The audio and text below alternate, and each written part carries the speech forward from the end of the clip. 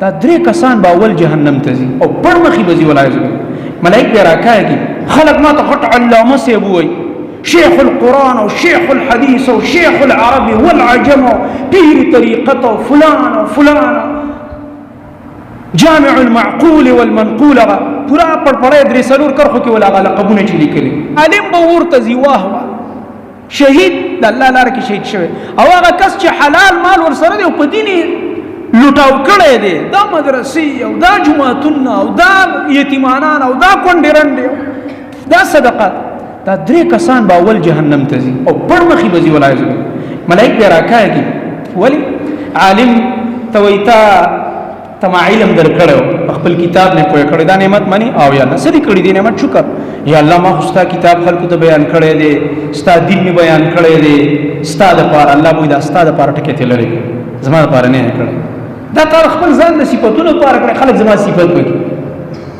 خلک ما ته غټ علامه صاحب ووایي شیخ القرآن او شیخ الحدیث او شیخ العربی والعجم او پیر طریقت او فلان او فلان جامع المعقول والمنقول پورا پړپړی درې څلور کرښو کې ولا لقبونه چې لیکلي دغې دپاره دي کړه ولی کامل او فلان به دغه صفتونو ته خوشحالې دي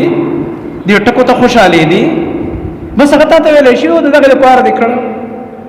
الله رب العالمین دې موږ ټولو کې اخلاص پیدا کړي وایي دا دروغجن دی ملایکو ته وایي دغه چې څه دپاره یې کار کړی او هغسې ورته ویلې شوي دي رایکاږئ جهنم ته پړ مخ شهید ته وایي تا جهاد کړی و تا ته ما ښایسته ځواني در کړې وه دین دپاره څه قرباني یا الله ستا دین دپاره ما څومره جهادونه وکړه ستړي غرونو ته ختل او کوزېدل او هغه تکلیفونه هغه لوږې وطن دي حتی چې ستا لاره کې شهید شوم الله ورته دا زما لاره او زما دپاره ټکې ته لرې کړي ته به دې دپاره به دا کار کوو چې خلک وایي چې فلان دا خو ډېر بهادر دی دا خو ډېر زړور دی دا خو کمانډر صاحب دی دا خو فلانې صاحب دی دا خو هغه بعضې ورته قمندان صاحب وایي تا خو د دې لپاره دا کار کړی الله اکبر تا ته ویلی شوي دي هغه